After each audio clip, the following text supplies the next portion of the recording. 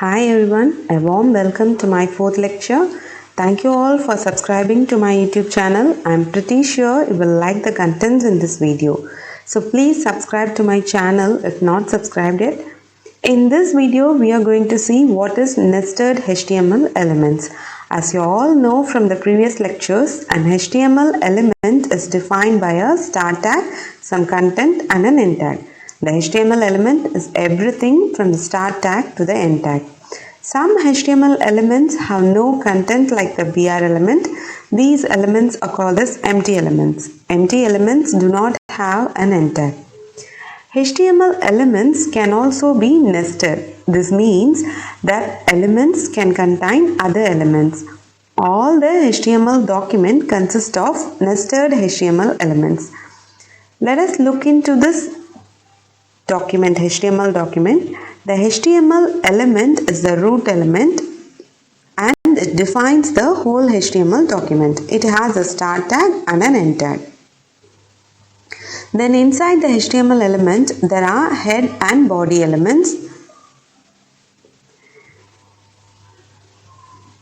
Head element defines the document's head and it contains a title element inside, which defines the title for the web page.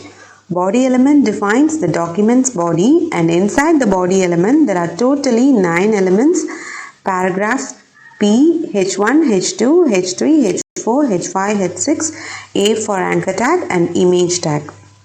Each element has its own start and end tag. Some HTML elements will display correctly even if you forget the end tag. For example, paragraph tag. Even though if you forget to give the end tag here for a paragraph, it will display your paragraph as it is. However, never rely on this. Unexpected results and error may occur if you forget the end tag. So the key point here is never skip the end tag.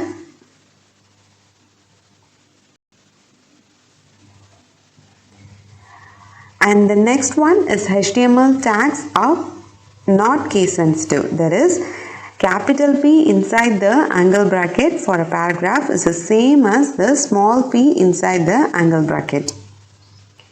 The HTML standard does not require lowercase tags, but W3C, the World Wide Web Consortium, which is an international community for developing web standards, recommends lowercase in HTML and demands lowercase for stricter document types like XHTML. I have enclosed all the HTML tags here. These are the basic HTML tags used, and these are the tags used for formatting, and these are the tags for forms and inputs and for frames. These for image tags, audio video tags, link tags, list tags, table tags, styles and semantic tags, meta info tags, and programming tags. Please go through all these tags for your reference. It contains the tag name and its description. Yes, let me finish this lecture with this. The assignment for this lecture is to go through all those HTML tags included. In the next lecture, let us learn about HTML attributes. So thank you guys. Please subscribe to my YouTube channel and like and follow my Facebook page Sangeeta's Educational Videos. Will you meet you all soon in my next lecture? Thank you.